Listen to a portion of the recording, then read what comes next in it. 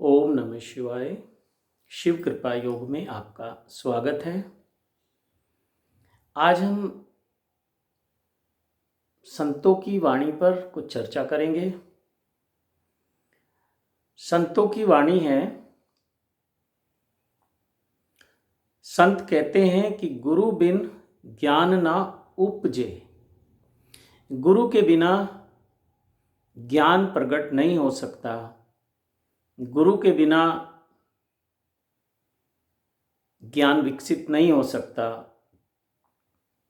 और गुरु के बिना अगर इसको ऐसे कहें कि आत्मज्ञान, ब्रह्म ज्ञान नहीं उपलब्ध हो सकता। और अगर ये कहें कि गुरु के बिना सांसारिक ज्ञान भी नहीं मिल सकता और आध्यात्मिक ज्ञान भी नहीं मिलता, तो सब जितना भी जिस प्रकार का भी ज्ञान हो सकता है वो सब गुरु कृपा से ही संभव है। और आज के इस युग में लगभग हर व्यक्ति के पास गुरु है। ये बड़ा भ्रमित करने वाला विषय है कि गुरु हम किसे बनाएं, किसे गुरु माने। कौन वो गुरु है जो हमारे भीतर के ज्ञान को प्रकट कर सकता है? कौन वो गुरु है जो हमें उस अपने ज्ञान से जुड़ने की कला सिखा सकता है? ऐसे गुरु की तलाश हम कहां करें जो हमें स्वयं से जोड़ सके? तो आज बहुत बहुत गुरुओं की भरमार है, भीड़ है। एक गुरु ढूंढो तो 10 गुरु मिलते हैं। बस आप निकलो तो सही, किसी को बोलो तो सही कि मुझे गुरु चाहिए, तुरंत गुरु आपको उपलब्ध हो जाएगा। और आपको चुनाव करना मुश्किल हो जाएगा कि किसको गुरु बनाऊं, किसको नहीं बनाऊं। इसलिए आज का जो व्यक्ति है वो बहुत भटकन में है और बहुत सारे गुरुओं के पास जाता है और सबको ही गुरुजी बोलता है। और जब एक गुरु के पास जाता है तो उससे पहले वाले गुरु की निंदा करता है। वो कहता है कि वहां मेरा पैसा भी खराब हुआ, वहां मेरा समय भी खराब हुआ और मुझे कुछ मिला नहीं।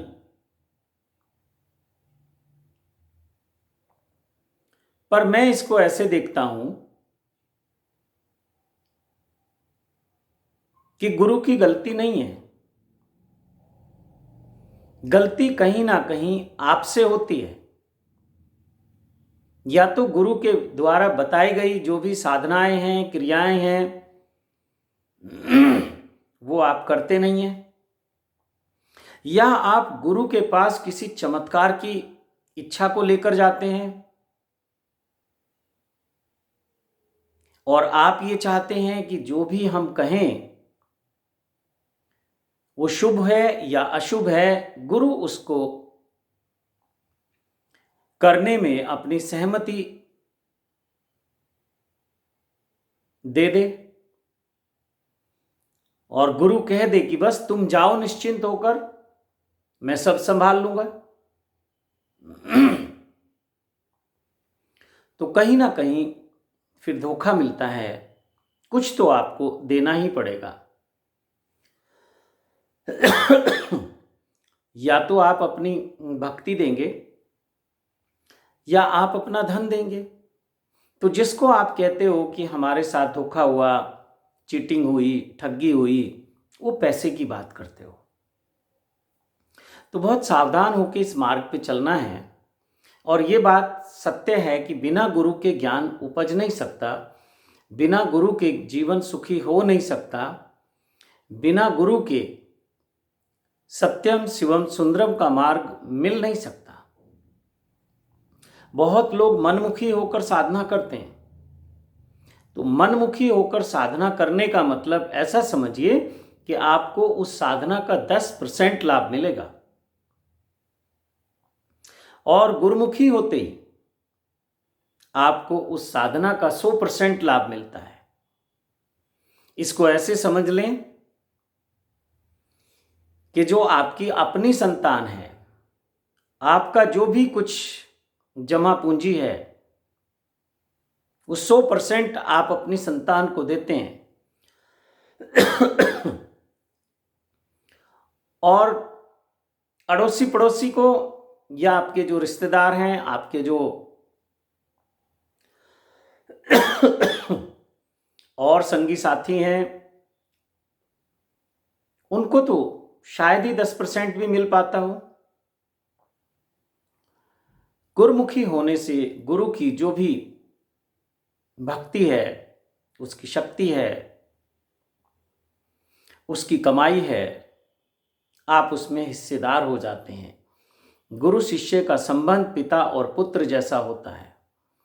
गुरु और शिष्य का संबंध भक्त और भगवान जैसा होता है। तो गुरु शिष्य से गहरा कोई संबंध नहीं है और गुरु शिष्य से गहरा पवित्र निश्चल कोई प्रेम नहीं है। और ऐसा कहते हैं कि गुरु ऐसा चाहिए जो कुछ ना ले और शिष्य ऐसा चाहिए जो सब कुछ दे, अपना सर्वस्व गुरु को निछावर कर दे, ऐसा शिष्य चाहिए। और गुरु ऐसा चाहिए कि वो कुछ ना ले, और अगर वो आपकी कोई परीक्षा लेता है, कुछ आपसे लेता भी है, तो वो हजार हजार गुना करके उसको लौटा देता है। नहीं तो गुरु के ऊपर भी भार है। कोई माता पिता नहीं चाहते कि वो अपनी संतान पे भार बने। उनका आनंद, उनका सुख इसमें है कि वो अपनी संतान को जो भी उनके पास है उसको वो दे दें। तो गुरु के बिना ज्ञान नहीं उपज सकता, इसमें कहीं कोई शक नहीं है, कोई डाउट नहीं है। और जिन लोगों ने भी उस ज्ञान को उपलब्ध किया है या उस ज्ञान को उपलब्ध हुए हैं, वो सब गुरु शिष्य परंपरा से निकलकर ही हुए हैं। तो गुरु बिना ज्ञान नहीं होता। लेकिन अब जैसे बात आती है कि गुरु कौन है, तो मेरी दृष्टि में गुरु वो है जिसने स्वयं सत्य को जाना है, जो साधना से गुजरा है, जो अनुभव की बात करता है, जो शास्त्रों की बात करते हैं, किताबों की बात करते हैं, सुनी सुनाई बातें करते हैं, वो गुरु नहीं हो सकते। वो शिक्षक हो सकते हैं, वो किताबें पढ़ के उनका अर्थ आपको समझा सकते हैं, लेकिन गुरु अनुभव वाला व्यक्ति ही होता है जिसका अपना अनुभव है। और आध्यात्मिक पथ पर वही आपकी मदद कर सकता है। अब बहुत लोग मुझे कहते हैं कि हम शिव को गुरु मानते हैं। अभी कुछ ऐसे लोग भी हैं जो टीवी पे आते हैं, अपने अलग अलग तरह से अपने कार्य को करते हैं और कहते हैं कि शिव को गुरु बना लो। शिव कोई व्यक्ति नहीं है।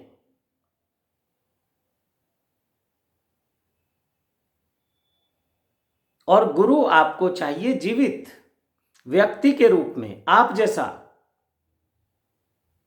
जैसा गुरु ही आपके काम आएगा। आप जैसा मतलब जो देहधारी है,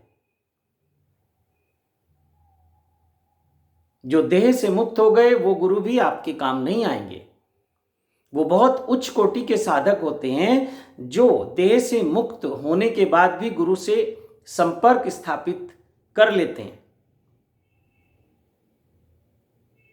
और वो उच्च कोटि के साधक वही गुरु होते हैं जो अशरीरी गुरुओं से संपर्क कर लेते हैं, अशरीरी गुरुओं से मार्गदर्शन लेते हैं, या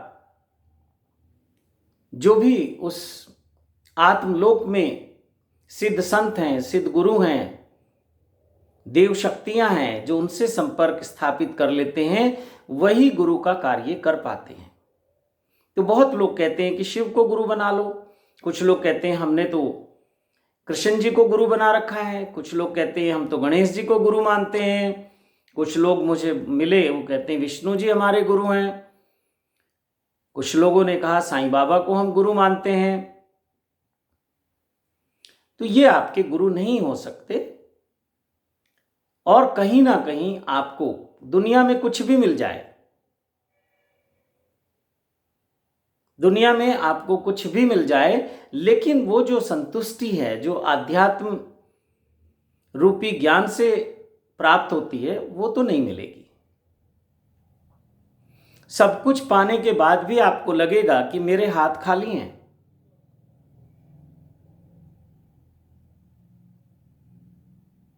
सब कुछ है लेकिन फिर भी कुछ कमी है। तो वो कोई आध्यात्मिक गुरु चाहिए, और जिसने अनुभव किया है, जिसने अध्यात्म के उस मार्ग पे चलकर उस सत्य का अनुभव किया है, वही आपका आध्यात्मिक गुरु हो सकता है। और जहां तक भगवान शिव की बात है, तो उन्हें कहते हैं कि देवों के देव हैं क्योंकि वो महादेव हैं, नाथों के नाथ हैं क्योंकि वो भोलेनाथ हैं, बेसहाराओं का वो सहारा है, सबका सहारा वही है। और कहते हैं कि गुरुओं के गुरु भी भगवान शिव हैं। लेकिन शिव कोई व्यक्ति नहीं है, और आपके जो काम आएगा वो कोई देहधारी गुरु आएगा जो व्यक्ति के रूप में आपके जीवन में होगा। और जिसे हम शिव कहते हैं, बहुत सारे लोग तो समझ ही नहीं पाते कि शिव कौन है। अगर एक इस श्लोक को आपने ठीक से मनन किया तो आपको समझ आ जाएगा। और ये श्लोक है, गुरुर ब्रह्मा गुरुर विष्णु गुरुर देवो महेश्वरा। गुरु जो है ब्रह्मा है, गुरु जो है विष्णु है, और गुरु जो है महेश है। ये देहधारी गुरु की बात हो रही है और अनुभवशील गुरु की बात है। ऐसा नहीं कि आप किसी को भी कहें कि मैंने गुरु मान लिया और ये ब्रह्मा विष्णु महेश है। तो इस श्लोक को ठीक से एक बार चिंतन करो, और मैं तो कहूँगा कि सुबह शाम कोई भी पूजा पाठ करने से पहले अगर आपके गुरु हैं तो उनको निमित्त मान के आप ये प्रार्थना करो, और अगर गुरु नहीं है तो भी आप इसको करो, गुरु प्रकट हो जाएगा आपके जीवन में। तो कहते हैं गुरुर ब्रह्मा गुरुर विष्णु गुरुर देवो महेश्वरा, गुरुर साक्षात परम ब्रह्म। परम भी कहते हैं और पार ब्रह्म भी कहते हैं। गुरुर साक्षात पार ब्रह्म तस्मै श्री गुरुवे नमः। अब ये इन तीनों के पार वो कौन सा गुरु है जो पार ब्रह्म है? इस त्रिशक्ति को हम मानते हैं कि ये शिव की त्रिशक्ति हैं, ब्रह्मा विष्णु महेश। लेकिन इसके पार जो हम कह रहे हैं कि पार ब्रह्म परमेश्वर,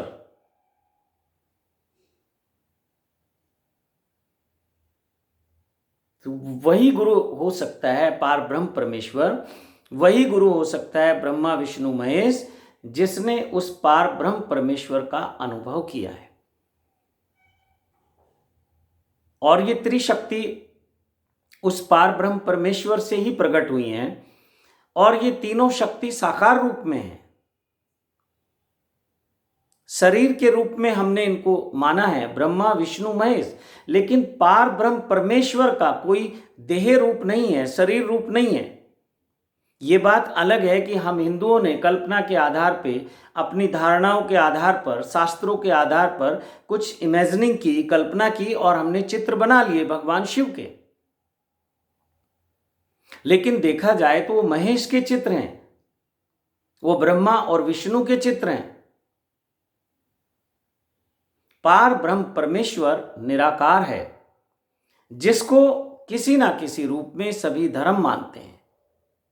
हिंदू धर्म साकार भी मानता है परमात्मा को, क्योंकि ये त्रिशक्ति उसके पास है, ब्रह्मा विष्णु महेश, और फिर ये परंपरा है, विष्णु जी के अवतार हैं।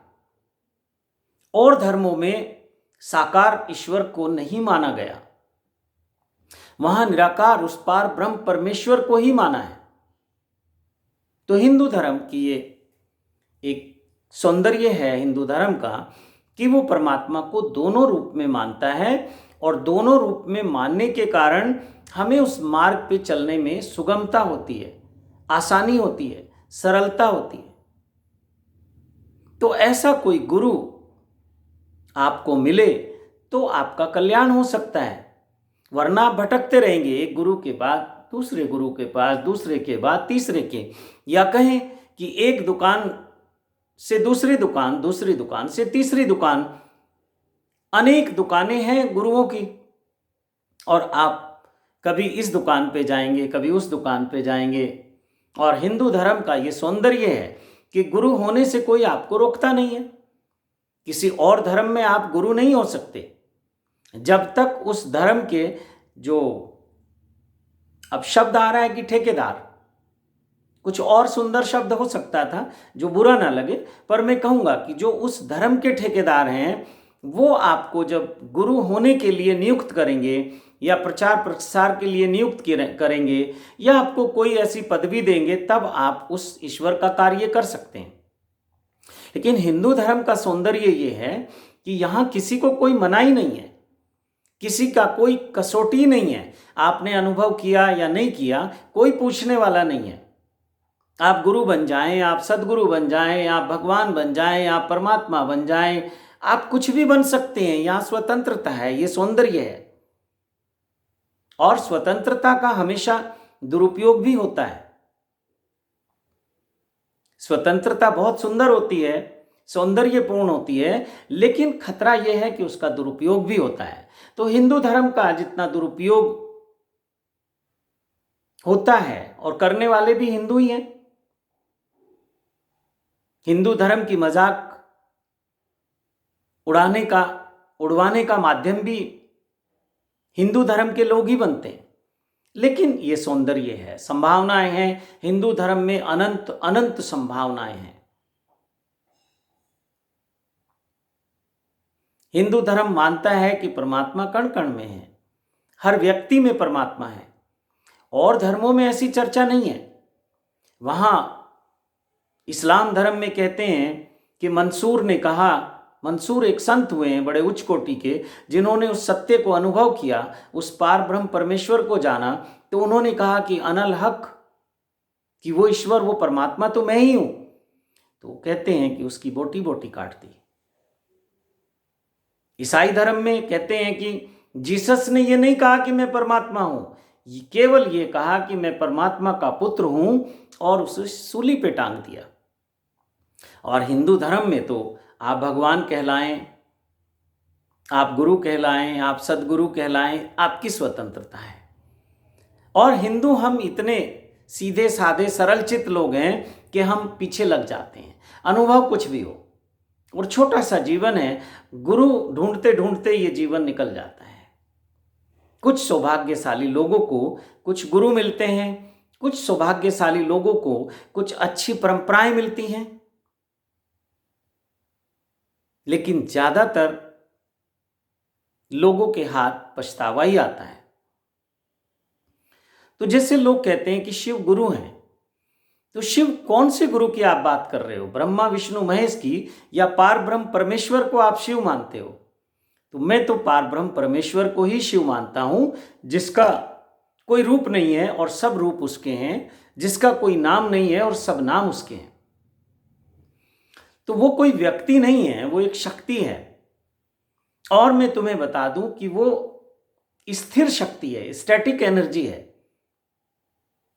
इसलिए देखा होगा कि शिव को हमेशा समाधिस्थ दिखाया गया है, हमेशा ध्यानस्थ दिखाया गया है।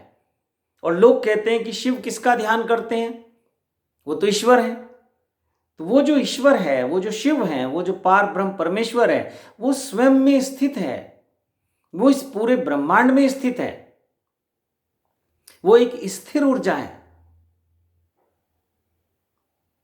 और जो शक्ति है, शक्ति के बिना शिव अधूरे हैं और शिव के बिना शक्ति अधूरी है। तो जो शक्ति है वो डायनेमिक एनर्जी है, वो सक्रिय ऊर्जा है, उसी से इस पूरे ब्रह्मांड का संचालन हो रहा है। वो आपके भीतर भी कार्य करती है, वो मेरे भीतर भी कार्य करती है, वो स्त्री रूप में भी कार्य करती है, वो पुरुष रूप में भी कार्य करती है। लेकिन जिस दिन कोई स्त्री या कोई पुरुष शिवत्व को उपलब्ध होता है, तो वो उस स्टैटिक एनर्जी के साथ, स्थिर एनर्जी के साथ स्वयं में स्थित हो जाता है। उसी को कहते हैं निर्विचार की अवस्था, उसी को कहते हैं समाधि की अवस्था, उसी को कहते हैं बुद्धत्व की अवस्था, उसी को कहते हैं ब्रह्म ज्ञान की अवस्था, जहां कुछ और बचता ही नहीं है।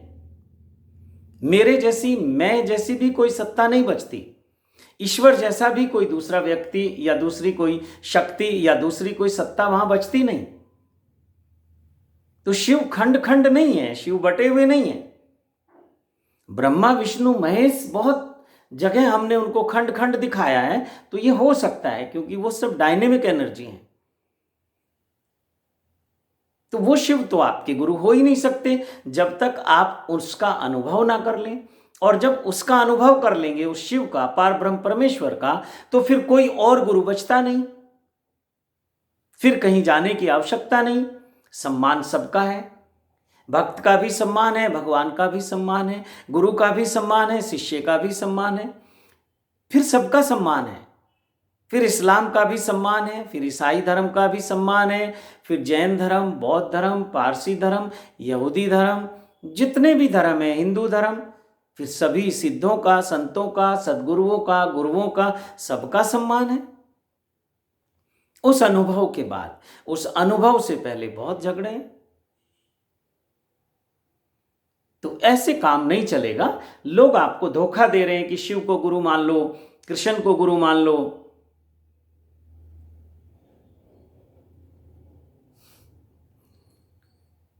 या आप बुद्ध को गुरु मान लो, या आप ओशो रजनीश को गुरु मान लो। ऐसे काम नहीं चलेगा। देहधारी गुरु, जीवित गुरु ही काम आएगा। ये आप बिल्कुल गांठ बांध लो। बिना देहधारी गुरु के यात्रा शुरू नहीं होगी।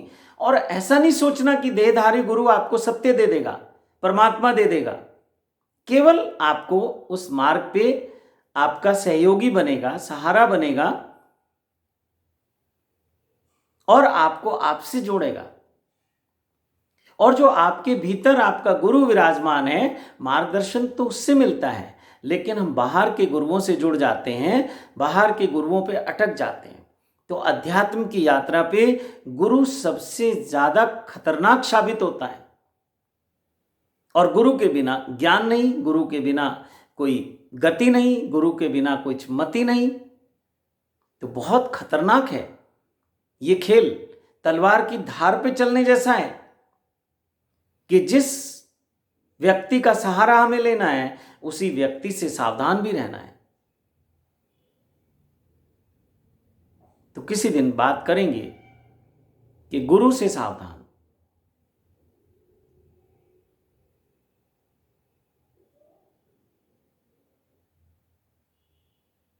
तो गुरु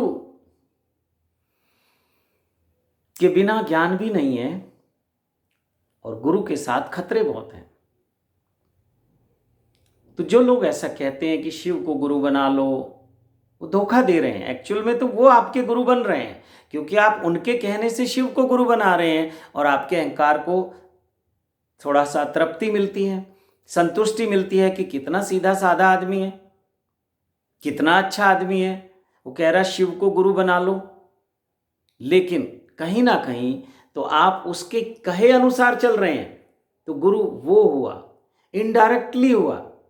आप फिर मार्गदर्शक वही हुआ आपका। आप उसी से पूछेंगे, अपने अनुभव उसी को बताएंगे, मंत्र उससे पूछेंगे, साधना उससे पूछेंगे, जीवन में कोई संकट आएगा तो उससे पूछेंगे, और गुरु बना लिया आपने शिव ने। तो ये आदमी बहुत चालाक है, ये बचना चाह रहा है।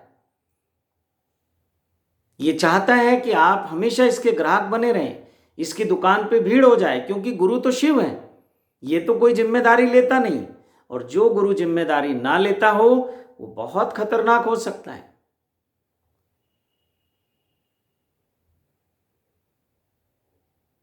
तो संतों ने ठीक कहा है कि गुरु बिना ज्ञान नहीं उपजता, गुरु बिना ज्ञान ना उपजे। लेकिन गुरु होना चाहिए। अगर गुरु नहीं है तो फिर धोखा ही धोखा है। भेड़ के रूप में बहुत भेड़िए होते हैं, और साधु के रूप में बहुत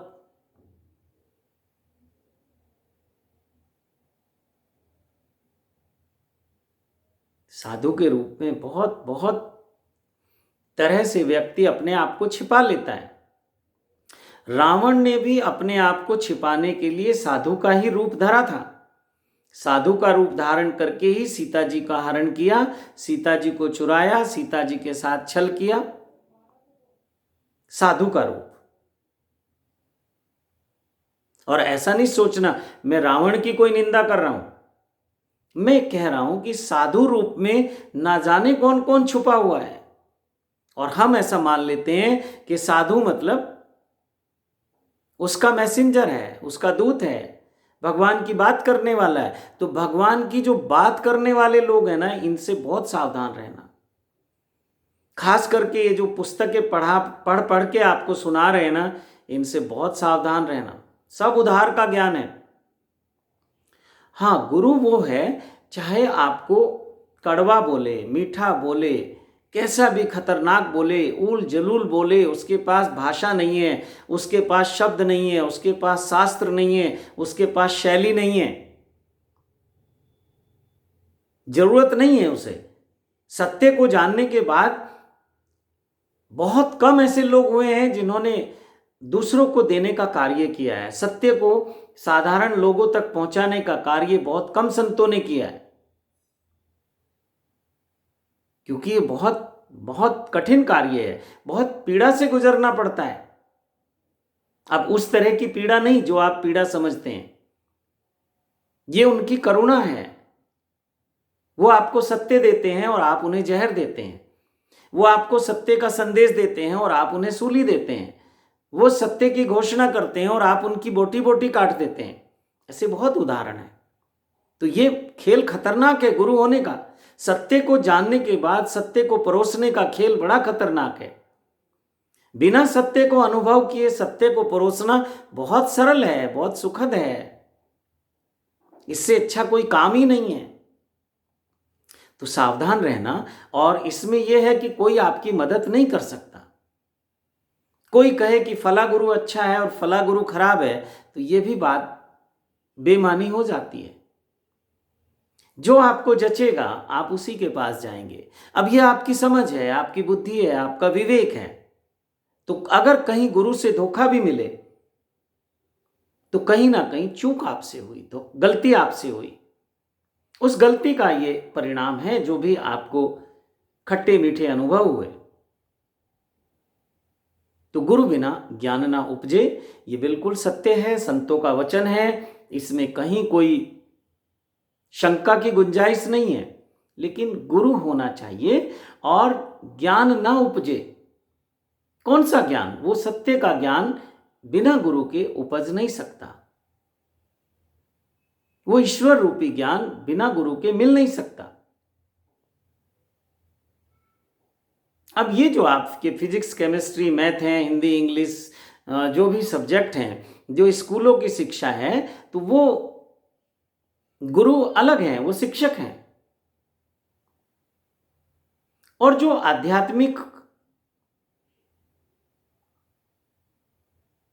जो आपके आध्यात्मिक गुरु बने बैठे हैं, ये भी केवल शिक्षक हैं। किताबें पढ़ पढ़ के सुना रहे हैं। कोई भागवत कथा सुना रहा है, कोई राम कथा सुना रहा है। अब कितनी कथाएं, किसी ने गौ कथा बना ली, किसी ने पता नहीं कौन कौन सी कथाएं, हजार हजार तरह की कथाएं लोग करने लगे। लोग पैर छूते हैं, पैसा देते हैं,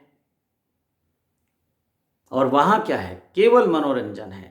मन के तल पे सब कुछ है, आत्मा के तल पे वहां कुछ भी नहीं है। पर यह देखना आपको है। ये चुनाव आपका है कि आप किस गुरु के पास जाते हैं।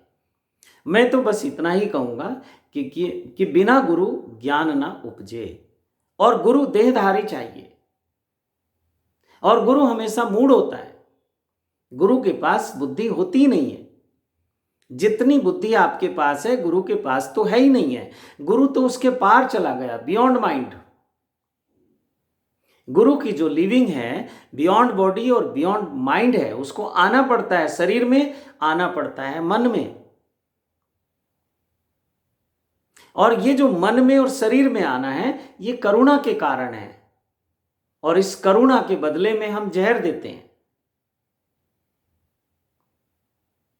कबीर साहब ऐसे संत हुए, भगवान बुद्ध ऐसे संत हुए, भगवान महावीर हुए, भगवान कृष्ण को तो हमने पूर्ण अवतार माना है, हो सकता है अभी और अवतार हो जाएं, लेकिन अब तक पूर्ण है। और भगवान श्री रजनीश ऐसे भगवान हुए, ऐसे व्यक्ति हुए, ऐसे गुरु हुए, ऐसे सदगुरु हुए, ऐसे परम गुरु हुए कि जिन्होंने सत्य को जाना और करुणावश, प्रेमवश, मानव जाति के कल्याण के भाव से उन्होंने बहुत पीड़ाएं झेली। उन्होंने अमृत दिया और हमने उन्हें जहर दिया। अब हम कहें अमेरिकन ने दिया या किसी और का नाम ले, नहीं, व्यक्ति ने दिया। ऐसे लोगों के लिए फिर देश और सीमाएं नहीं होती, जाति पाति के कोई बंधन नहीं होते। उनके लिए ईसाई, मुस्लिम या कोई सिख धर्म या कोई कुछ नहीं होता। वो केवल मनुष्य की सहायता करने के लिए उपलब्ध होते हैं। और जो देश हैं उनकी भी कोई सीमाएं नहीं होती, वो तो पूरे विश्व कहूं या ब्रह्मांड के नायक होते हैं। उनसे तो अगर जीव जंतु पशु पक्षी भी ज्ञान लेना चाहें, वो उनको भी उसी भाव से देते हैं जिस भाव से मनुष्य को। और ऐसे उदाहरण मिलते हैं कथाओं में। कुछ पशु पक्षी जीव जंतु भी वहां विद्यमान रहते हैं, उस प्रवचन में, उस सदगुरु के सानिध्य में, उसके ओरा में उनका भी कल्याण हो जाता है।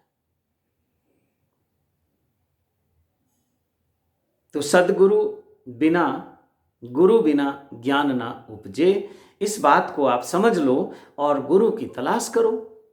माना इधर उधर भटकेंगे, मिल ही जाएगा, ऐसी कोई बात नहीं है। जिन खोजा तिन पाइया,